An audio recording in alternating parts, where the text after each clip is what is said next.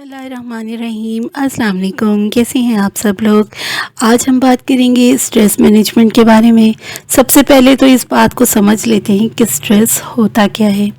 اس کی مثال ایسے ہی ہے کہ آپ کے پاس کوئی برتن ہے یا پانی کی ٹینکی ہے، اس میں آپ پانی بھرتے جائیں، جب وہ مکمل طور پر بھر جائے گی تو کیا ہوگا؟ پانی اوور فلو ہو جائے گا اور باہر گرنا شروع ہو جائے گا۔ لیکن اگر پانی کی ٹینکی کے نیچے کوئی ٹوٹی وغیرہ لگوا دی جائے، کوئی ٹھیک طریقہ استعمال کیا جائے، کوئی پائپ ایسا ہو کہ جس کے ذریعے پانی جو ہے وہ باہر نکلنا شروع ہو جائے، ایکسٹرا پانی، تو کیا ہوگا؟ ٹینکی اوور فلو نہیں ہوگی۔ اگر اس طرح ٹوٹی سے پانی نکلتا رہے تو اوپر سے آپ ڈالتے بھی رہیں، اوور فلو نہیں ہوگا اور پانی زمین پر نہیں گرے گا۔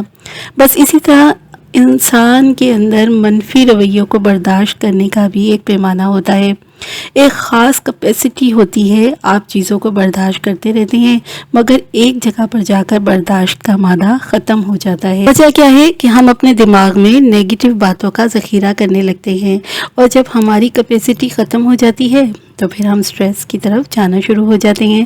ہم نیگیٹیوٹی کو اگنور ہی نہیں کرتے، یعنی ٹینکی کو اوور فلو ہونے دیتے ہیں، فالتو پانی نلکے کے ذریعے باہر بہاتے ہی نہیں، نتیجے کے طور پر نقصان اٹھاتے ہیں۔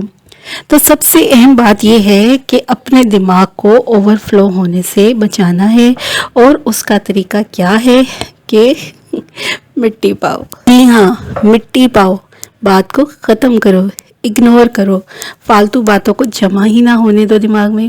یہ مسئلہ زیادہ تر سینسٹیو لوگوں کے ساتھ ہوتا ہے۔ کسی نے تھوڑی سی بات کہہ دی، غصے میں آ گئے، یا مزاج کے خلاف کوئی چھوٹی سی بات ہو گئی تو بس اس کو لے کر بیٹھ گئے، تو یہ سٹریس کو جنم دیتی ہیں چیزیں۔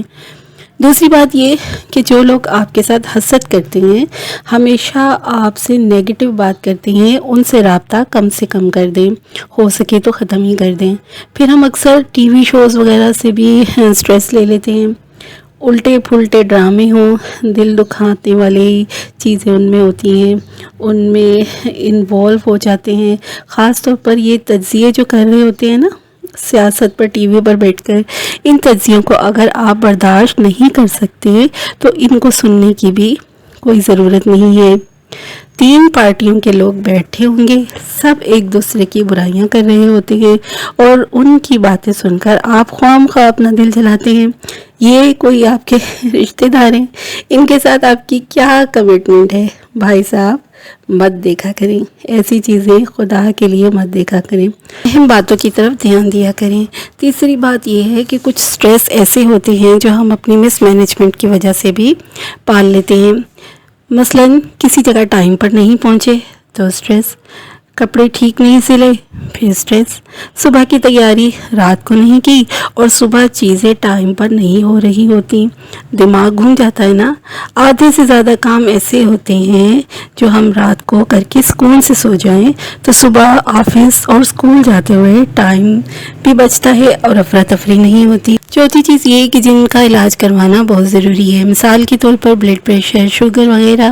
آپ کو یورین کا مسئلہ ہو سکتا ہے، آپ کہیں گئے اور بار بار واش روم جانے کا مسئلہ درپیش ہو تو آپ سٹریس میں آ جائیں گے، تو ان چیزوں کا علاج کروانا بہت ضروری ہے۔ غصہ جلدی آ جاتا ہے، اس کو کنٹرول کرنا بھی بہت ضروری ہے۔ آج بھی اور ایک بہت ہی اہم چیز یہ ہے کہ اپنی نیند کا خاص خیال رکھیں۔ نیند گہری اور پرسکون ہونی چاہیے، کم از کم 8 گھنٹے کی نیند ڈاکٹر لینے کے لیے زور دیتے ہیں۔ خوش رہا کریں، عبادت میں دل لگائیں، کیونکہ اللہ کی یادوں میں دل کا سکون موجود ہے۔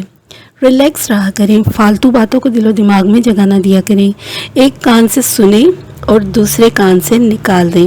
پانی کی انٹیک بھی اچھی رکھیں، ہلکی پھلکی ورزش کر لیا کریں یا اپنے کام خود کرنے کی عادت ڈال لیں۔ اسی طرح مطمئن بھی رہیں گے، دوست پیارے پیارے بنائیں اور ہر وقت ہنستے مسکراتے رہیں۔ اگر ہنسی نہیں آ رہی ہوتی نا تو ہنسنے کی ایکٹنگ کر لیا کریں، کہہ لگائیں، چاہے وہ زبردستی لگائیں، لیکن جب آپ ہنسنے کی مسکرانے کی ایکٹنگ کریں گے تو آہستہ آہستہ آپ دیکھ لیجئے گا آپ کے چہرے پہ مسکراہٹ رہنا شروع ہو جائے گی، اور مٹی پاؤ کا جو فارمولا ہے اس پر عمل پیرا ہو جائیں۔ اوکے، اجازت دیجیے، اللہ حافظ، اپنا بہت سا خیال رکھیے گا، دعاؤں میں یاد رکھیے گا۔ Thank you.